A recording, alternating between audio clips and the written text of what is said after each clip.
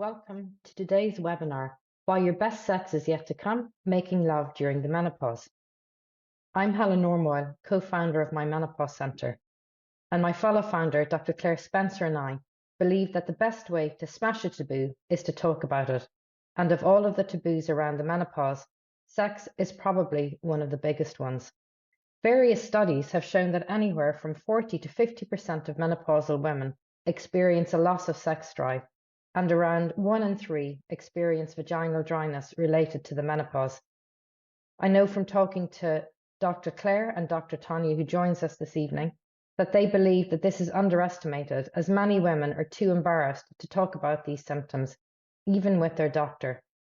I'm delighted to be joined this evening by 3 brilliant women and experts in their area. Dr. Tonye Wokoma is a menopause specialist at My Menopause Centre. She's a consultant in sexual and reproductive health and community gynecology. She's been a British Menopause Society recognised menopause specialist for over 10 years and has so much experience and brilliant insight into treating all of women's symptoms around the menopause, but in particular in this area. We're also joined by Trudy Hannington. Trudy is a highly experienced senior psychosexual therapist who leads a team of 4 psychosexual therapists at the Ledger Clinic at Doncaster. She's worked in sexual health for over 25 years. Also joining us is the brilliant Eleanor Gardner, founder of Pelvic Relief and a familiar face to the My Menopause Centre community. Eleanor founded Pelvic Relief in 2013, bringing together a range of products for pelvic health to manage conditions such as painful sex, incontinence, and pelvic pain. She also works as an ambassador for the Yes, Yes, Yes company. Now, as ever, if you put your questions into the chat, we have some that were submitted in advance too, and we'll do our best to answer them all. As I'm sure you'll appreciate, the team won't be able to answer individual specific medical queries, but they can, of course, respond on a broad level. There are 2 parts to our conversation this evening. We'll start with the gynecological symptoms that can cause pain and discomfort in general, and when we're having sex in particular. And then we'll look at the loss of sex drive and, of course, the range of treatment options for both. So, Tonye, very briefly, what's happening in your body as you go through the menopause that causes vaginal dryness or that can cause painful sex? There's a reduction, Helen, in the estrogen hormone, which is one of the main hormones that is secreted by the ovary. And that leads to a thinning out of the skin and the mucosa in the vagina and in the vulva. So this can become much more fragile. It can become dry, and because of the reduced blood flow to the area as well, there's reduced secretions with sex, and all this can then lead to painful sex. It can, what we find is that this causes women to avoid having sex, and it just gets into a vicious cycle, really, Helen, where because they find sex painful, they avoid sex, and then when they try and have sex, it becomes even more painful. And then, of course, this impacts on relationships and causes all kinds of problems. But like we've said already, it's something that sometimes can easily be treated with vaginal estrogen hormones, as well as other products as well.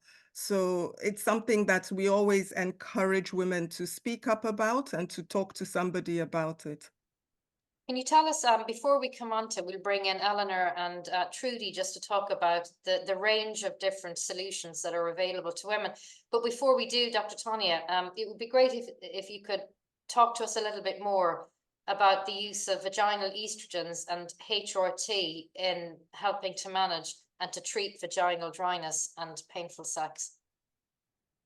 We've talked about the vaginal estrogens already.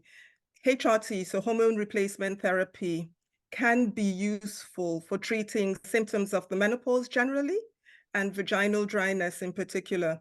But even with people on HRT, even in women on HRT, they may still require a more targeted solution. So they might still need something in the vagina. So vaginal estrogens, for example. There's lots of other reasons why women may experience difficult sex or pain with sex. not just because of their hormones, but the hormones are one part of it. And so it's important to ensure that that vagina and the vulva is as healthy as possible. And one of the things that we can do is, if a woman would like to go on to HRT, she could try HRT, and in addition to that, could try some vaginal estrogens. Now, we know that some people may not or can't have hormone replacement, but vaginal estrogens are quite safe, actually. So it's important, again, to speak to your doctor or to speak to somebody who knows about it as to whether it is something that you could try, even if you didn't want to try HRT. Yeah, and Tanya, I'm going to pull in a question that we've had here, from a lady. Thank you so much for your question, Paula. And really sorry to hear that you'd breast cancer. And Dr. Tonye, Paula mentions that it was estrogen receptive and caused her to go into premature menopause and vaginal atrophy. Are vaginal estrogens something that Paula could consider? It depends on what sort of treatment that Paula is having. Even with using vaginal estrogens, we would speak with Paula's oncologist, with the breast surgeons, to find out if it's something that they would agree that she could have. And in most cases, it is possible to go on to vaginal estrogens, but there are some cases where they wouldn't advise using it as well. So it is about talking to everyone involved. So speaking to your doctor, and we will come on to some of the other things that you can do as well. And Tony, one last question on vaginal estrogens, because you can get them on prescription, obviously, through the NHS, but you can also, one of them, Gina, you can buy over the counter as well from the pharmacy. Yes, yes. And that's good news. I think that's progress, because it is relatively safe and it's effective for a lot of women. It helps not just with the vaginal dryness, but it can help with bladder symptoms as well, which is, again, another thing that women often don't speak about. So the irritability, the wanting to go to pee very often, all those things can often be helped just by using some vaginal estrogen. Yeah, brilliant. Thank you. And Tanya, we've had another question in here, and again, we can't talk about people individually, but just for women who've had a hormonal cancer, the evidence and the data around safety in the use of vaginal estrogens for women? Yes, and it will vary from woman to woman. We need to see the person, talk to the person, understand what kind of cancer they've had, what treatments they're on, what treatments they've had in the past. But like I've said, with a lot of women, a lot of them are able to have vaginal estrogens, which can be used as part of the overall treatment that they will have. Brilliant. Thank you, Tanya. Eleanor, if we can bring you in now, what are the other products that you've seen that can help in this scenario as well, with vaginal dryness and with painful sex? Yeah, thanks, Helen. So, as Dr. Tonye was saying, getting the estrogen piece right first is really important. But it's worth, I think, starting straight away to talk a little bit about vaginal moisturizers and lubricants, because they are products that can be really helpful in addition to, or for some people, especially if they don't want to take a hormone or can't take a hormone-based product, a non-hormonal alternative. So a vaginal moisturizer is a product that is designed to manage day-to-day dryness. So it's a product that in its purest form is just delivering water back to the tissues to rehydrate the tissues. So it can be a superb product to use alongside an estrogen. Use it daily as you need it to keep those tissues hydrated. A lubricant is a product that is designed to be slippier for shorter periods of time, so primarily designed for sex, but it can also be used with other things like dilators, which I'm going to talk about in a little bit.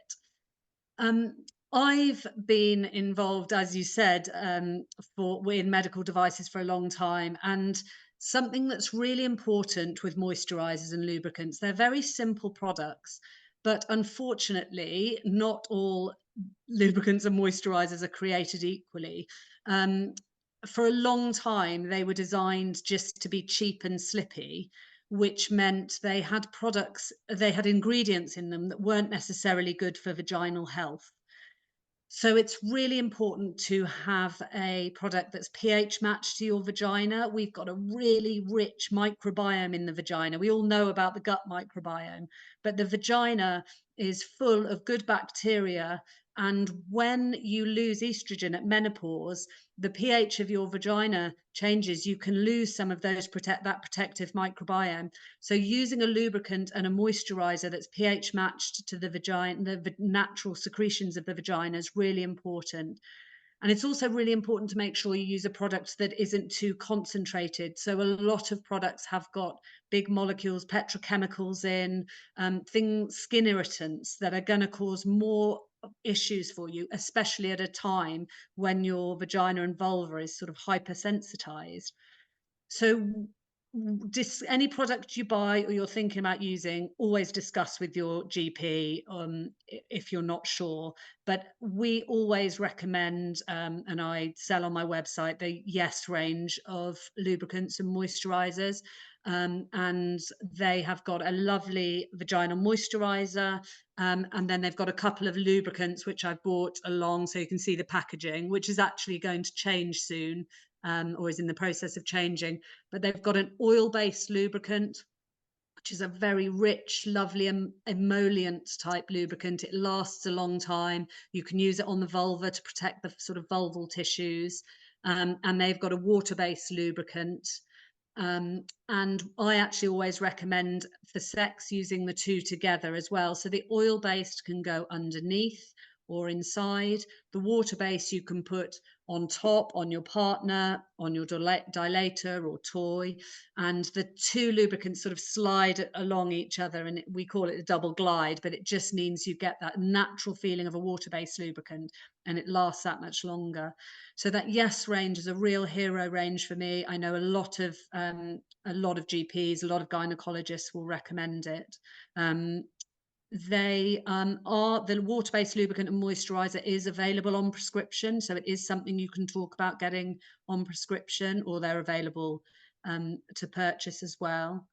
We also have another lovely range, the Desert Harvest range. This is their Aloe Glide, a water-based lubricant, again pH matched, no nasty skin irritants. It's a really good product. Desert Harvest also do a lovely, if your doctor's recommended a lidocaine cream for pain, that's a topical sort of numbing cream. They do a lovely product called Relivium, which is a 4% lidocaine cream, and so that's sort of a topical numbing cream. Some women are sensitive to lidocaine, so it's definitely one to talk about with your GP, but a lot of our vulval dermatologists recommend that product, so it's again a nice one to know about if you're managing painful skin condition. And Eleanor, just to give a rough sense of the price range for these for the different products that you've mentioned. Yeah, so the for 100 mils of the Yes moisturizer or lubricant, it's about $11.99 if you're buying it yourself. Obviously, if you can get it prescribed, there's that option. The Desert Harvest works out slightly cheaper, and it comes in a slightly bigger bottle, which is nice. And the oil-based is a great lubricant. It does a little, goes a long way. Those oil-based lubricants tend to last a long time, which is nice. Brilliant, thank you. And there's a question here. Thank you so much for the question. From someone who's been given Replens by their GP, and I don't know if this is a question maybe for you or for Tonye, but what the lady is saying is that it doesn't last long, and she seems to have a thrush type discharge. So she's just wondering if the lubricant could be causing the thrush symptoms. So it's something that is very commonly heard with Replens. It's hyperosmotic, which I don't want to take us back to our chemistry lessons, but it means it's a very concentrated product. So it's at about 2,000 milliosmoles per kilo, and the vaginal secretion, intercellular fluid of the vaginal cells is about 480 milliosmoles per kilo. So it's very concentrated. And when you put a concentrated fluid next to a mucosal tissue, it will actually draw moisture out of the tissue. So you end up getting, immediately you might get a sense of relief, but then you'll get dehydration of the tissue and actually some sloughing of the cells. So it often will be, that will be the discharge. So I would highly recommend she tries a different lubricant, speak to her GP, but I would say that the equivalent would be the Yes VM, the Yes Vaginal Moisturizer, and try that instead and see how you get on. That's what I would recommend in that instance. And Yes have a very good free sample program as well, Yeah. don't they? If you go onto their website, and Yes. then you can, they're I have to say we found as well they're quite generous with their samples, Absolutely. and sending them out. So hopefully that will help. Now, before I open up the conversation a bit wider, just with your expertise in this area, Eleanor, could you just say a few words around our pelvic floor, the role that it plays in our kind of gynecological health, and having enjoyable sex, and what we can do to strengthen it, because sadly it does become weaker with age, and if you've had children. So the pelvic floor, which we hear a lot, but it's really referring to the basket of ligaments and muscles that sit in the base of the pelvis.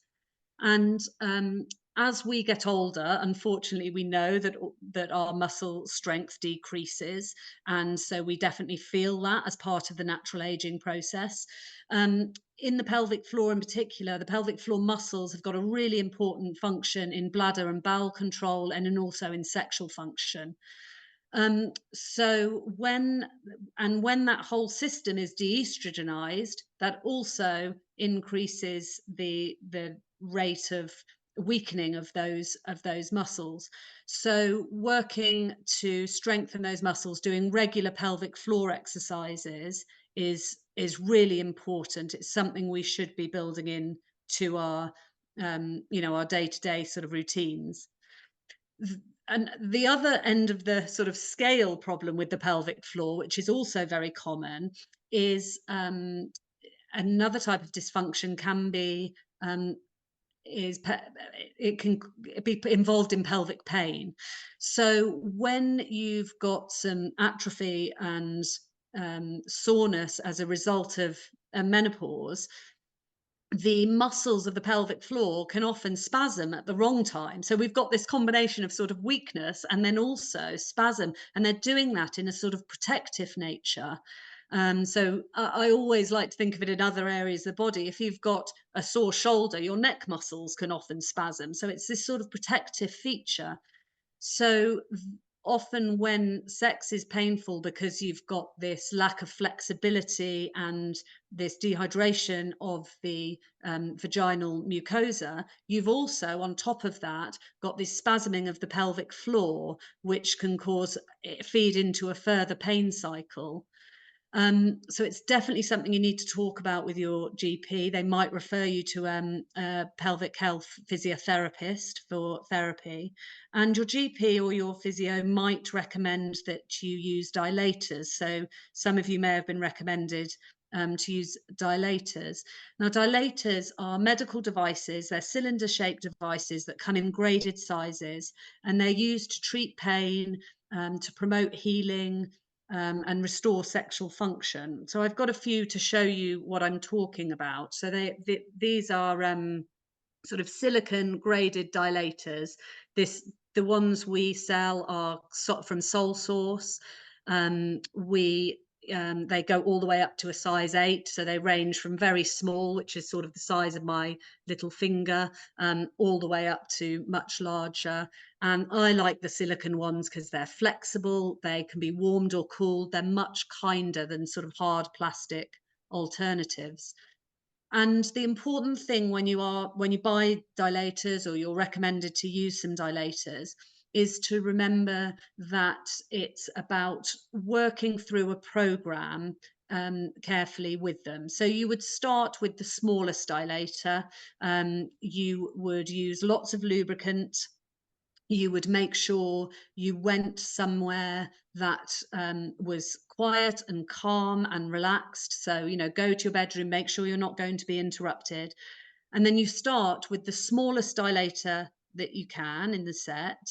And you will lie down, make sure you're relaxed, do some breathing exercises. You might want to do some external stimulation to help you relax. And then you'll insert the smallest dilator, and you will allow your body to accommodate that, and it will slowly stretch the vaginal tissue and help that pelvic floor muscles to relax. You'll then slowly, over weeks and possibly months, progress through the sizes of dilators. So you're sort of retraining, you're providing a physical stretch to those tissues of the vagina that have shrunk and lost flexibility as a result of the menopause. But you're also helping to down train and desensitize the pelvic floor.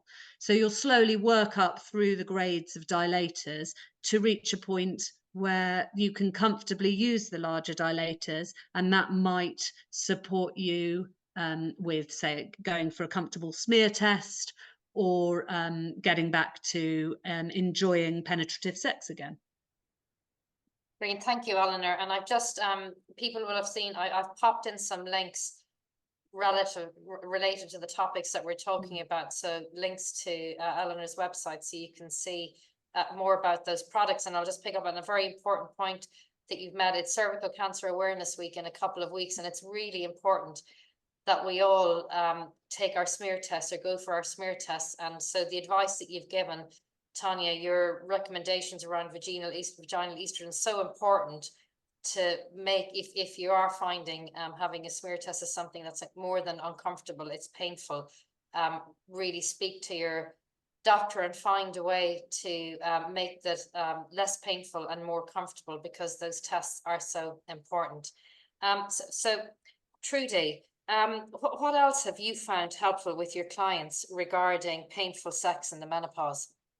Well, definitely, I would echo what both Tonye and Eleanor have said around estrogen replacement. And it's very rare an oncologist these days will say no to a cancer patient, because we know that it is as safe as we can believe it is for the vagina. It's only the equivalent of one HRT tablet into the system in a whole year. So it's very likely it would be safe even for somebody who's had breast cancer. So do talk to your oncologist if that is the case. There's also alternatives. I don't know what your thoughts are, Tonye, but sometimes they will agree to the one that's a little bit newer, the Intrarosa, which is more DHEA based, which can have an androgen effect, which again can help with the sexual response. So that can be a nicer one to use for somebody who's reluctant or doesn't want to, or the oncologist won't agree, for them to be able to have estrogen as well. And just to put the estrogen in perspective a little bit, I worked with a lady who sadly had a mesh for continence issues, and it had all disintegrated inside. She was in a very bad way with it. And she was sent to see me, and she was having bladder leakage. She put a lot of weight on, could hardly walk, had even given up her day job because it was stood on her feet all the time, and she just couldn't do it. She was just leaking all the time.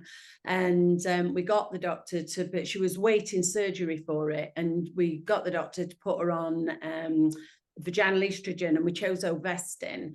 And within a couple of weeks, this lady was back running again, cancelled the surgery, no more water infections, no bladder leakage, you know, just incredible difference it can make. So we are seeing more and more women presenting with water infections and getting repeated antibiotics, which then give you thrush. So you're in that vicious circle of all of that. And I think even if you use estrogen, vaginal estrogen, also use the moisturizers as well on the days in between. So once you start with estrogen, it's normally every night for a couple of weeks, then you reduce to twice a week.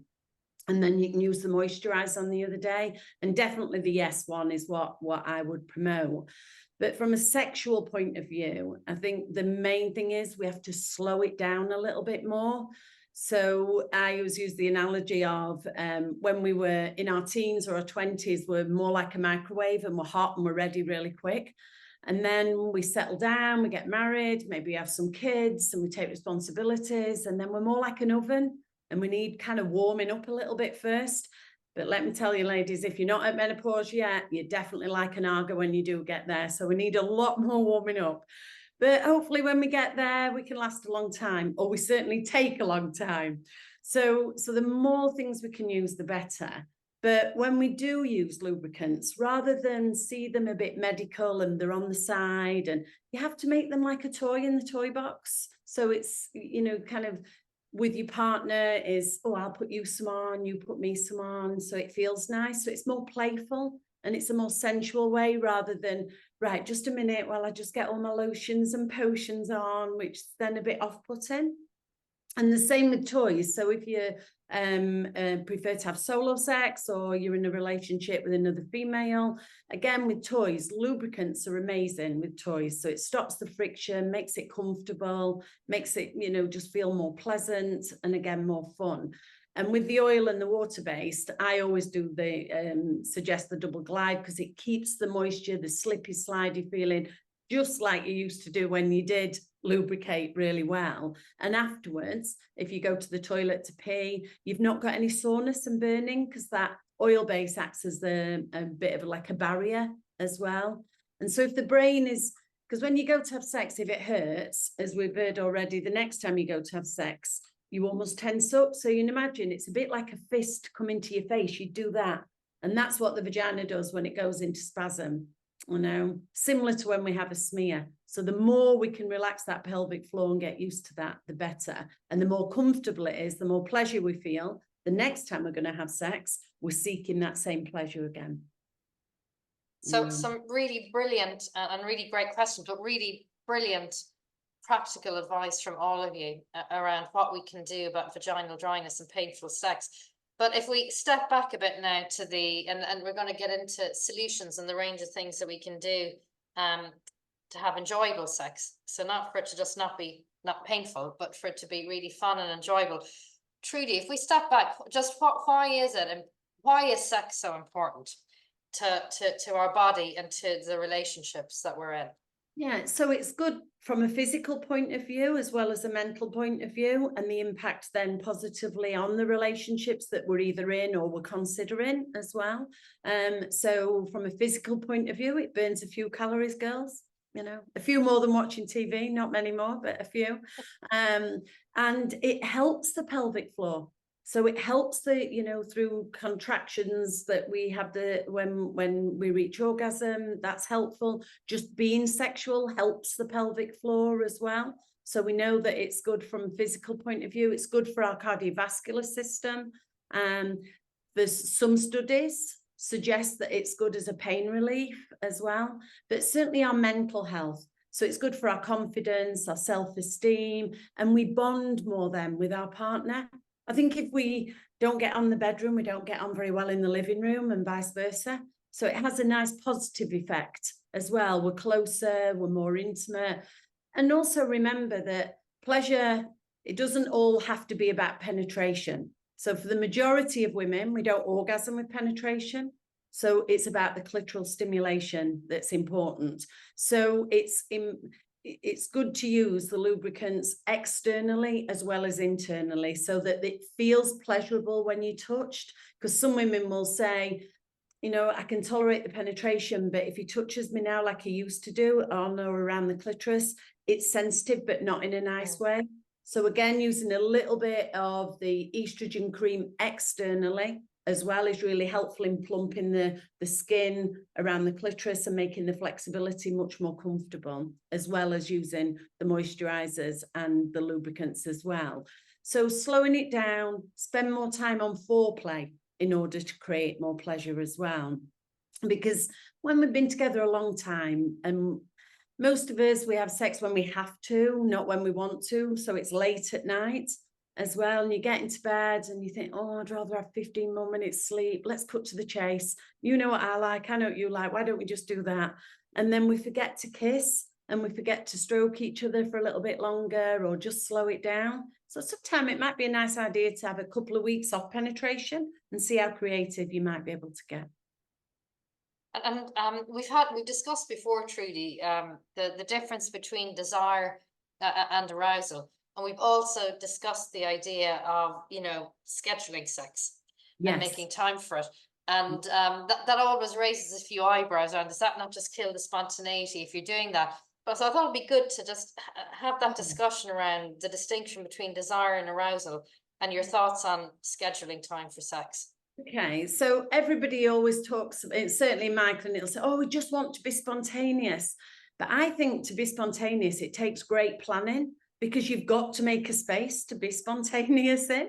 So, you know, like when we go to the supermarket and we choose what we're going to eat for dinner for a whole week ahead, or we book a holiday for 6 months away or even a year away, and yet we're saying sex is important, but we're not making a space for it.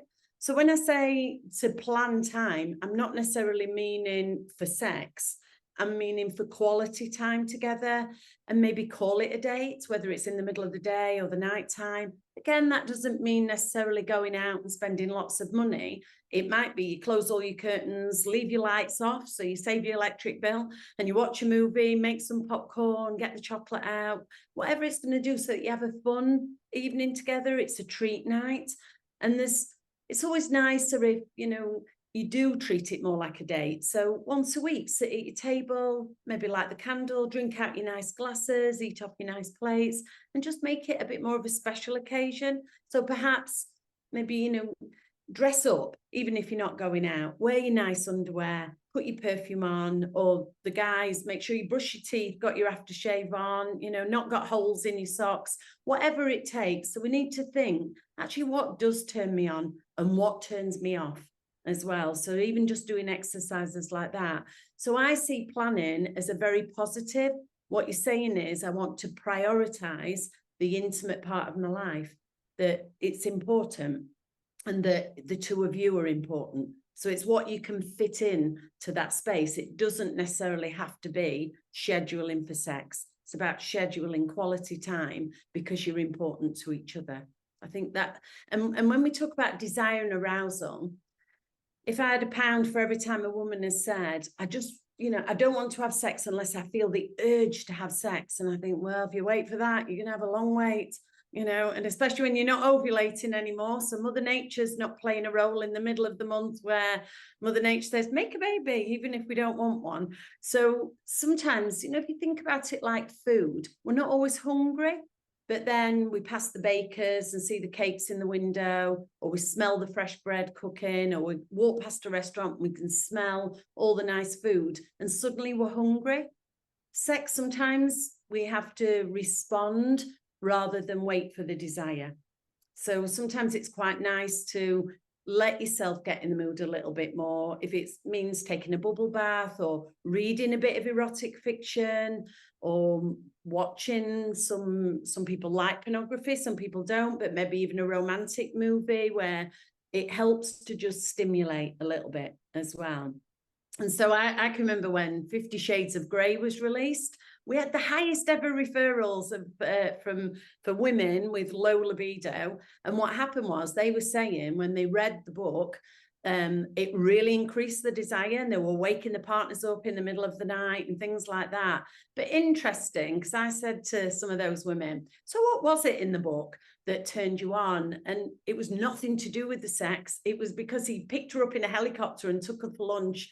And then I think he bought her an Audi R8 for her 21st birthday, you know. So romance is what I'm saying. Lots of women will say, I just want my partner to be a bit more romantic. Being groped at the kitchen sink does not swing it for me anymore. So I do a lot of work with couples and encouraging partners to be a little bit more romantic, and not to kind of say, oh, it's that menopause again, or it's something else. Or so just getting them communicating together, and him to, or her, if it's the same-sex relationship, to listen, to hear what's happening for that person and ask, how can they help? So communication is key as well. So lots of brilliant tips and advice there, Trudy, for how to kind of get your libido going again, how to get your sex drive going again. Now, I know, Tonye, lots of women wonder about the role of testosterone, because we read a lot about how testosterone can help with loss of libido or loss of sex drive. So can you share a little bit around your thoughts on where testosterone can help and how you've seen it with your patients? Yes, Helen, testosterone can be helpful, but only as part of everything else. Like Trudy said, libido can be affected by hormones, certainly, but lots of other things, relationship issues, body image issues, self-esteem, moods, medication, illness.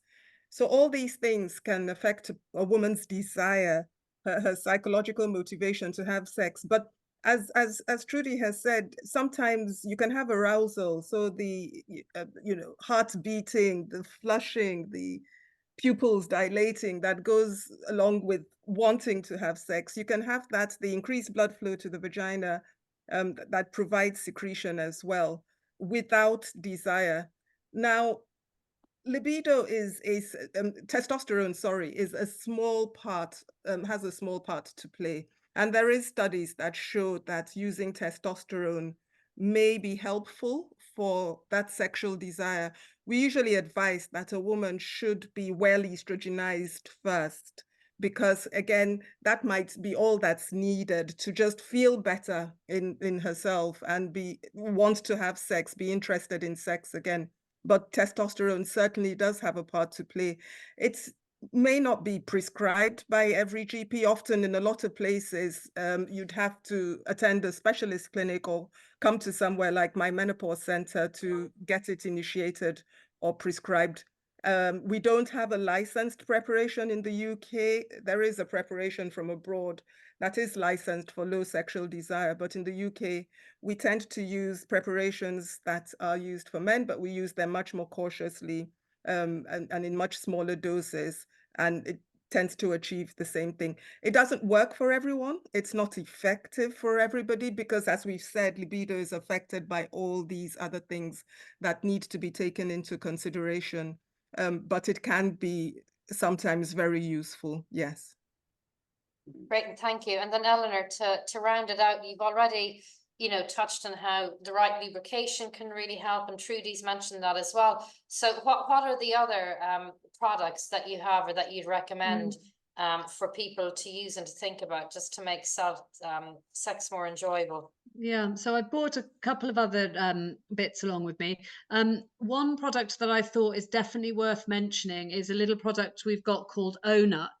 Now, O-Nut is a set of silicone rings, and they stack together so that there are 3 there that they just sort of sit together, and they sit on the base of the penis, or you can use them on a dilator or a toy if you're using that.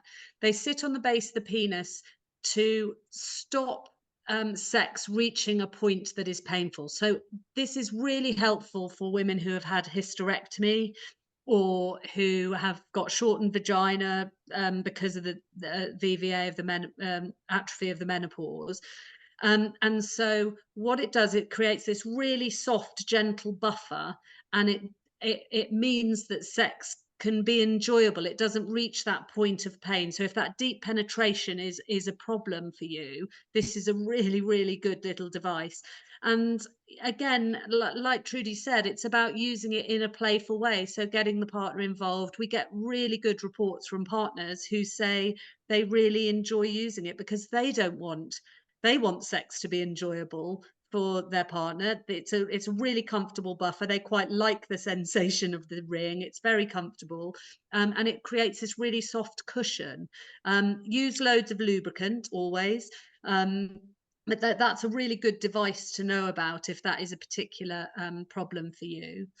They also they have a ring which you can fit in with your other rings that's got a little vibrator on as well, so you get that vibrating sensation, which is a really lovely addition. So you can stack that with your other O-Nut rings, and this is nice for both partners. So that's a little addition, the vibrating O-Nut ring. And then the other thing that we have, it's a small section of our website, but it's something that's really important, is we've got some lovely vibrators.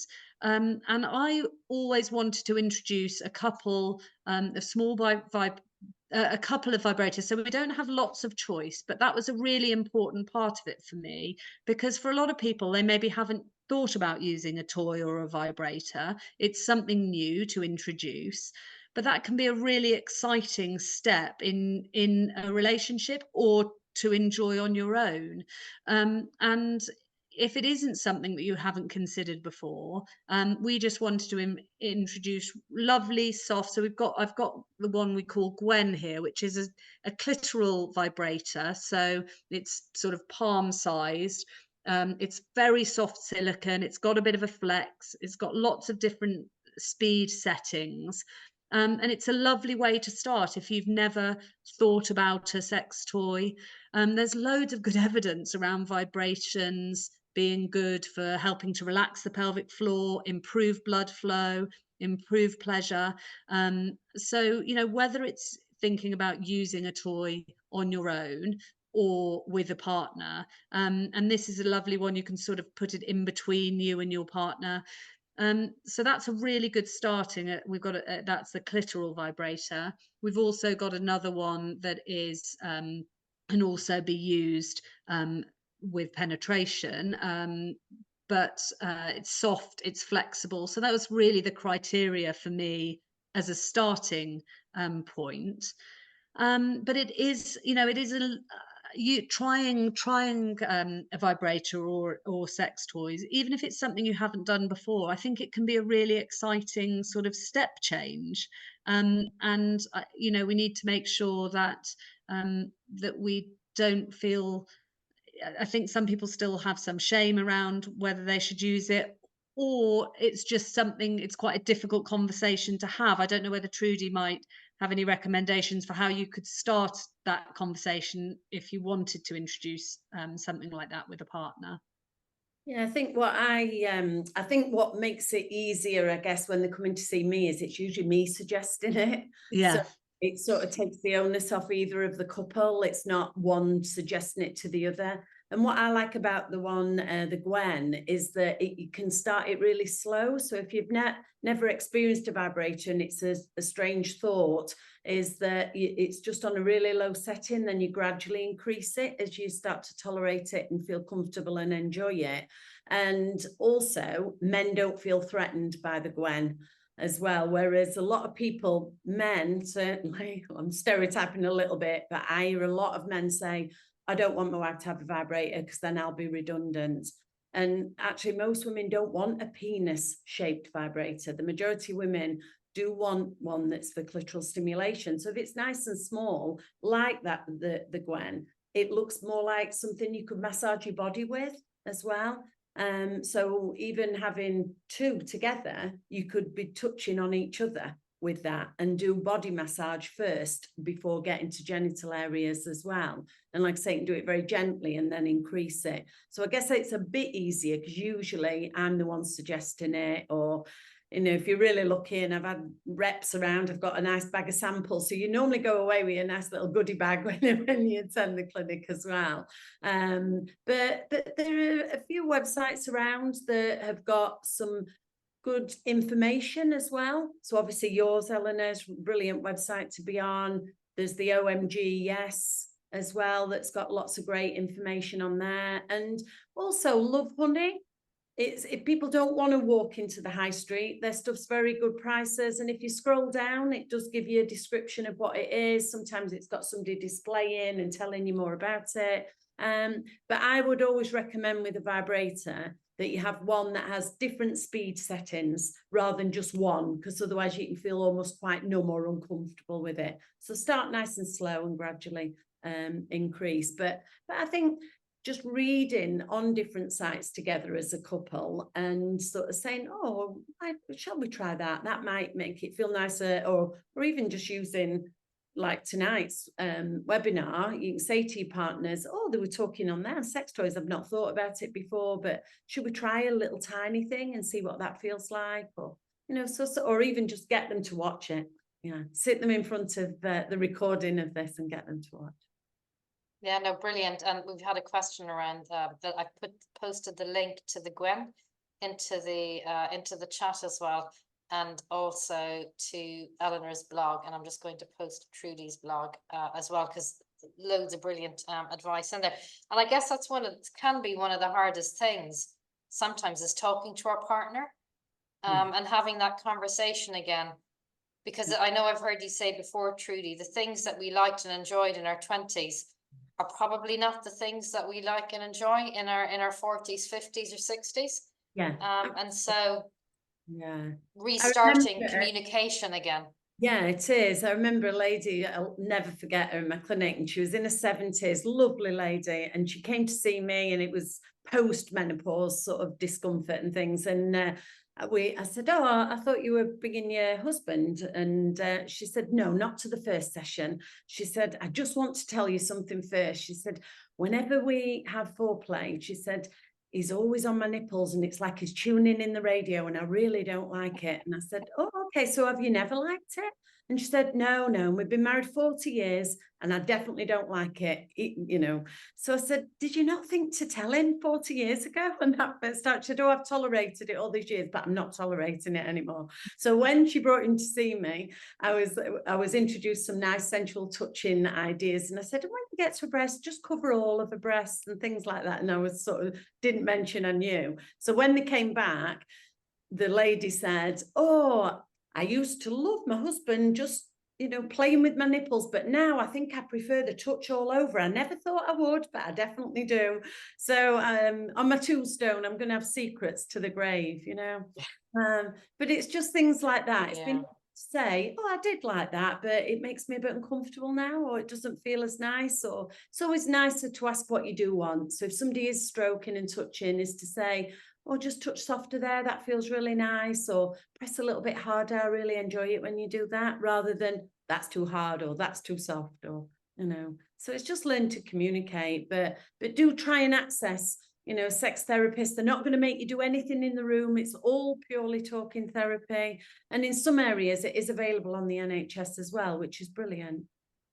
Yeah, so I think, look, what's clearly come through from the three of you is there isn't a silver bullet. But there are a range of things that we can do to reignite our libido and to get our sex drive going again, which is so important to, as you said, Trudy, our mental well-being and our physical well-being and our relationships. Now, we've lots of great questions in the chat. We've got a few more minutes left before we wrap up. If you have any more questions, if you want to pop them in, while we're waiting to see if there are any more, a couple of things. We had a question about if people can get hold of the links that I've posted. When I post the video onto My Menopause Centre's YouTube channel, I'll add all the links to the commentary underneath, and I'll add it to our website.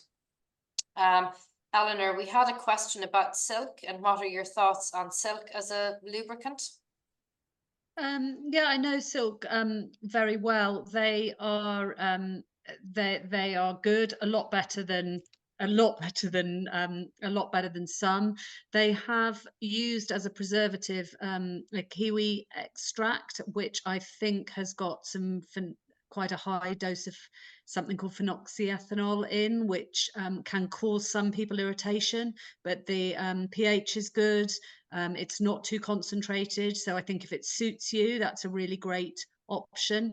I know it's possibly not available at the moment on prescription until they've sorted out their preservative, but as with all of these things, you know, if you can try a few, so if you've tried silk and you get on with it and it suits you, then that's brilliant. You know, it is definitely one of the better formulated, in my opinion, and not every product suits everyone. You know, somebody's going to be sensitive to an ingredient that someone else tolerates really well. So I think yeah, silk has been around a long time, and a lot of women really rate it. Yeah, thank you. I think you do have to watch about the allergies, don't you, as well? I think that's important. So it's worth testing somewhere else on your skin. Because I had a lady that is allergic to kiwis, never even gave it a thought. And I was giving her some samples of it. But a lot of the companies, if you email them, they will send you a few samples, because there's nothing worse than spending £10 or £15 and then you don't like it. So be brave, send an email. They don't know you, they're never going to meet you, you know. Yeah, I think and try them, you know, do that testing to make, you know, to see if you're sensitive to them, and once you found something you like, you know, stick with it. That's the thing. Yeah. Can we just mention testosterone? Have we got time I was just thinking a bit more about what you said, Tonye, is that what I see in the clinic is a lot of women will say that it doesn't always give them like the urge, the desire to have sex, but it helps with the arousal. So when the partner does approach, they're more responsive. And it's interesting because I've had a couple of the male partners have said, oh, I can tell, I go to put my arm around her, and a while ago, before any of the treatment, she would pull away. Whereas just last week, one chap said, I can tell, she's like, oh, that's nice. So the response seems to be better for some. And orgasm feels better like it used to. Whereas I think when testosterone and estrogen drops, what happens is the woman, some women, you know, lose orgasm altogether, or the effort of getting there, it's like, oh, please, no, that wasn't it, was it? You mean I put all that effort in and it was over, you know, before, and didn't notice. Whereas a lot of women will say orgasm is better and arousal is. So I think if you do try testosterone and think it isn't doing anything, do try and be intimate, even with yourself. So solo sex, to experiment what difference is it making, might help improve the desire as a result. Yeah, thanks for that, Trudy. Because we've had somebody also mention that they found testosterone to be a game changer for them as well. Yeah. It's a postcode lottery, unfortunately. Some doctors prescribe, but some won't. Some you have to go through a specialist menopause clinic, which is a real shame. Because as far as we're aware, it's very safe. You're only going to use a tiny little bit. The biggest question I get from women is, I'm not going to grow a beard, am I? So, but, you know, nobody's going to be giving superficial levels. We're just going to give you just going to put your ovaries back to what they used to do. Thank you. And then we'll take a last question here. I'm very sorry to hear that, Paula, because of breast cancer, mastectomy and reconstruction and reduction of one side, she's no feeling on one side, and the only sensation in the reduced side in the nipple is pain, not pleasure, which is obviously, that's really tough. I'm so sorry to hear that. And her question is, are there any other areas that would have the same arousal as the breast? Are you asking me first? Yeah, I'll open it to all of you. Yeah. But that's where I think what you liked in your 20s, you might not like in your 30s, certainly you won't in your 50s. So I think to get your partner to just explore you from the top of your head to the tip of your toes, and not necessarily in that order, but maybe kissing around the neck, or a little bit of scratching, maybe rubbing a bit harder. But a lot of women like to be touched around the neck. For some women, it's in the inner thighs, not even vaginally. It can be behind the knees. Some women like the feet being touched. So it's finding actually, where are the sensual parts, and let yourself search for the pleasure rather than the discomfort or the pain. So it's letting your brain follow that path to pleasure from wherever your partner might be touching, in whichever way. Yeah, brilliant. So look, it's time to wrap it up there. So lots of great feedback. It's clear that this is a much needed conversation. As we know, we're all living longer, but it's not just enough to live long. We want to live long and happy and healthy. And having a great sex life is, you know, really helps with that. So thank you so much, Tonye, Trudy, Eleanor, for the brilliant and very generous advice and thoughts that you shared with us this evening. Thank you for your time. And I've just posted into the chat as well, Eleanor is very kindly offering 10% off Pelvic Relief products. If you just use the code MENO24 at the checkout, then you can use that code. I think it's valid for the next month or so. Eleanor, I think that's right. You've seen the brilliant range that she has. We'll be posting this video. It'll be on the Restless website. We'll be posting it to My Menopause Centre. At My Menopause Centre, I'll post it with all the links that we put in the chat. I've also posted the brilliant blogs that we have from Eleanor and Trudy, and also the fantastic articles on HRT, testosterone, that have been written by Dr. Claire, Dr. Tonye, and the other lovely doctors at My Menopause Centre. So thank you again for a great conversation. Thank you for the brilliant questions that you asked and for sharing so openly what you're going through. So hope you all have a lovely evening, and in advance of tomorrow, happy St. Valentine's Day. Bye, everyone. Hi, everyone. Bye. Bye. Thanks. Thank you. Bye-bye.